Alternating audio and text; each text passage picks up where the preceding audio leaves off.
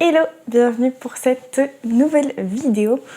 Aujourd'hui, on se retrouve pour le bilan du challenge Romantasy, puisqu'il terminait ce week-end, il était jusqu'au 15 avril, donc c'est parti.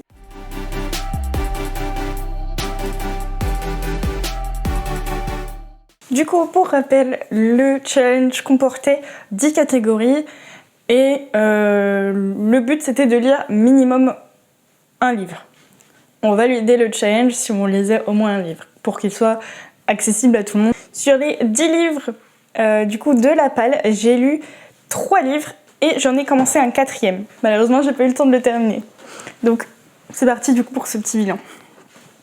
La première catégorie, c'était Enemies to Lovers, et donc j'avais choisi Dance of Thieves de Mary E. Pearson, je vais y arriver. Et donc ce livre-là, je ne l'ai pas lu. Ensuite, en deuxième catégorie, on avait Créatures surnaturelles. Et là, j'ai dû faire un petit changement. Parce que, boulette comme je suis, j'avais mis le tome 2 de Bluebell de Océane Ganem dans la pile à lire. Sauf que je l'avais déjà lu. Je ne sais pas pourquoi j'ai oublié cette donnée-là. Mais je l'avais déjà lu, donc du coup j'ai fait un petit inversement dans la palle, vous allez voir. Donc j'ai mis Gods of Love de Eugénie Dialens dans cette catégorie-là, puisque on est face à des dieux, donc créatures surnaturelles, je pense que ça fonctionne. Et donc celui-ci, je l'ai lu, c'est l'un des derniers que j'ai lu pour le challenge Romantasy. Donc le challenge est validé techniquement. La troisième catégorie, c'était cartes, et j'avais mis Sweet and Bitter Magic de Adrienne Touli, et celui-ci, je ne l'ai pas lu. En 4, il y avait graphique, j'avais mis donc un webtoon, c'était White Blood de Lim Lina, et celui-là, je ne l'ai pas lu non plus. En 5e catégorie, on avait Femme Badass, et j'avais mis Héritière, oui, c'est ça, Héritière, le tome 1, Céleste de Dorian R. Bottino, et celui-ci, je l'ai lu, vous l'avez vu je crois en vlog, en update lecture, je l'ai lu, c'était quand même un beau bébé, donc je suis contente d'avoir pu le lire et d'en lire d'autres dans le cadre du challenge. Donc voilà, on est sur 2 livres de lus pour ce challenge pour l'instant. En 6e catégorie, il y avait auteurice ou personnage de couleur. Et donc j'avais mis D'or et de mensonges de Célina Fenech, et je ne l'ai pas lu. En catégorie 7, on avait LGBTQIA+, et j'avais mis Conflit d'intérêts, Edwin Jones de Aurore Kopek, je ne l'ai pas lu non plus. En 8e catégorie, on a Belle couverture, donc là j'avais mis de base Gods of Love de Eugénie Dialens dans celle-ci, et j'ai changé pour mettre Le Pont des Tempêtes de Daniel L. Jensen, et celui-ci, du coup, pareil, vous avez dû le voir en vlog, je l'ai lu même plutôt vite, j'ai été assez surprise de mon rythme de lecture pour celui-ci.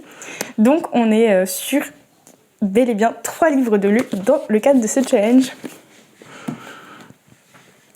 Le 9e, c'était en anglais ou traduit de l'anglais, j'avais choisi Enchantments of Ravens de Margaret Rogerson, et je ne l'ai pas lu. Et enfin, le dernier, c'était Favori d'un booktubeur, d'une booktubeuse. J'avais mis Akota, donc Un palais d'épines et de roses de Sarah J. Maas. Et du coup, je l'ai lu. Vous avez dû le voir dans le dernier vlog. J'ai dû lire 25%, je crois. Entre 25 et 30% avant la fin du challenge. Donc, je l'ai commencé en me disant il y a peu de chances que je le termine. Mais sait-on jamais. Sur un malentendu, ça peut passer. Donc non, effectivement, je ne l'ai pas fini avant la fin du challenge, mais en gros, ça nous fait un 3 livres lus et un livre commencé, donc 3 livres et un quart.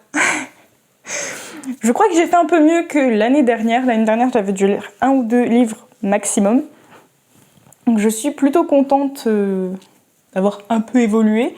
Je vois que petit à petit, j'arrive à retrouver un rythme de lecture de plus en plus rapide, si on peut dire. Ça reste pas un rythme rapide, hein, mais je vois qu'il y a d'évolution, surtout depuis début 2023, où je m'accorde plus de temps le soir avant de dormir pour lire.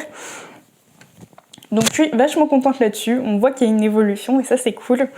Et